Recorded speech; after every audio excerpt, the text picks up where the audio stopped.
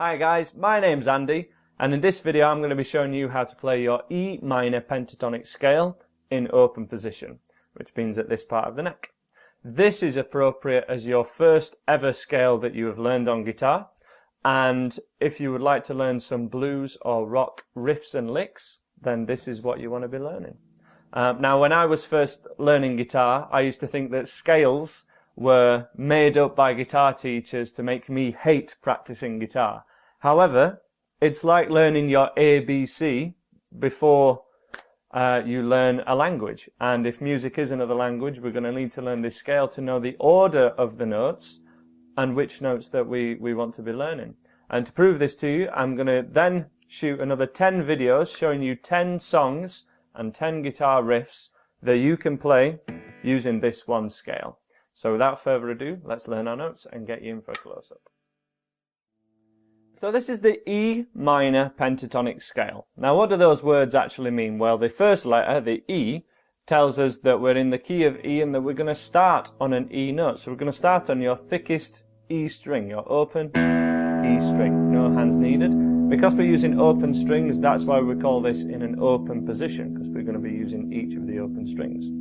And from there, we have 5 notes per octave. So pent is 5. And tonic means notes, so it's a 5-note scale. Scale just means kind of sequence of notes. So 5 notes in a sequence, I guess. And to be able to play it, we need to assign a finger to a fret. This is very common for any rock lifts, lead guitar, anything you want to be playing that involves single strings. We will assign a finger to a fret, and we're going to assign your middle finger to the first fret that has a dot on it, most likely on your guitar on the top. And we're going to assign whatever frets, whatever strings we need to play at this fret, we're going to play with your middle finger. And then the second fret, we're going to assign to your first finger. We're going to start off playing that open string again, and then playing your middle finger at 3rd fret on the same string. And we're going to have 2 notes per string throughout this whole scale. So open to 3. And if you check out the tab or the chord sheet that's on my website, the lesson write-up for this lesson, it will really help you. Click the link to my website and you will see on the tab sheet that we have 0 and then 3. They're the first 2 notes that we've played.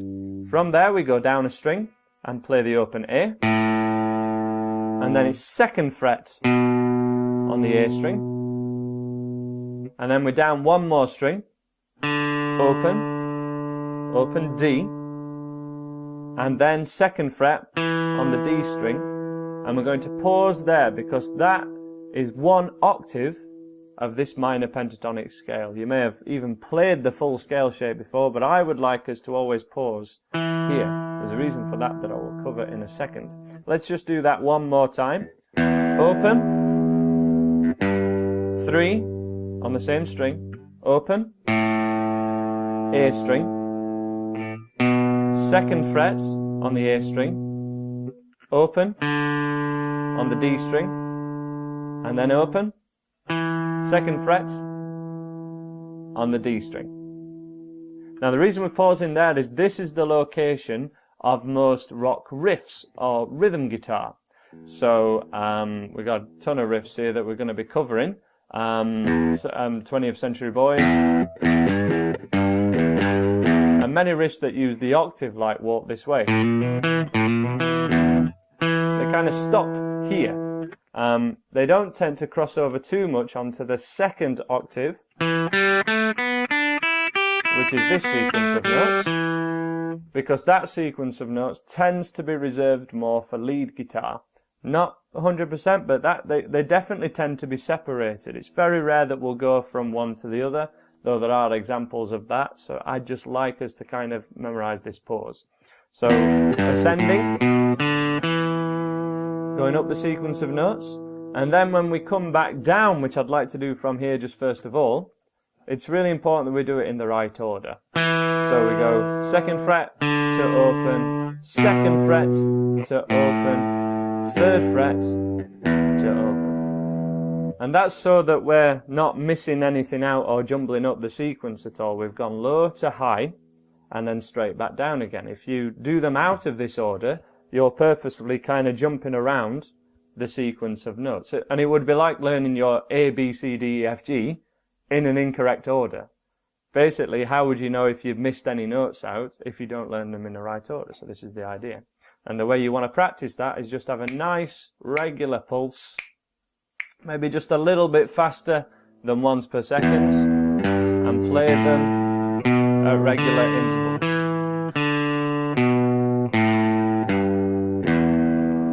And also, we want to try and minimize any spaces between the notes also. But first of all, just got to kind of make sure we're playing the right notes. And from there, we're going to walk up that sequence one more time to that second fret on the D string, which is an E note. So that's kind of what an octave means. It's the next letter that is at a different pitch, but it's the same letter. So E to the next E that we have. And from this E, we play that E again, and we're going to do the second octave. We're going to go open third string, second fret on that third string, open B string, third fret on the B string, and then open E. And again, I would like us to pause on that open E, although we do also have third fret on that E string as well. It's very much seen as an extra note, and as you will see in all these examples I have lined up of real songs and real riffs that use this scale, they start and end at the octaves. They're going to start and end on the E notes. So it's really important to practice from the E's and to an E. So we're going to start on the E from that second fret on the D string again. Start from there. And then we have open, third string, second fret on the third string, open again, on the B string, third fret on the B string, and then open E string.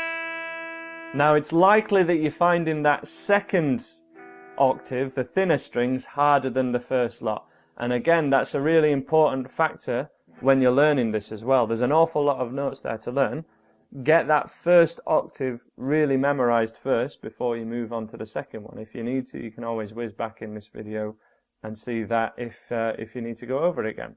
Let's just go over the second octave, the thinner strings, in reverse order, the same as before. So we go high up the scale, which is kind of down the guitar, but that increases the pitch, so the pitch goes higher, so that's up.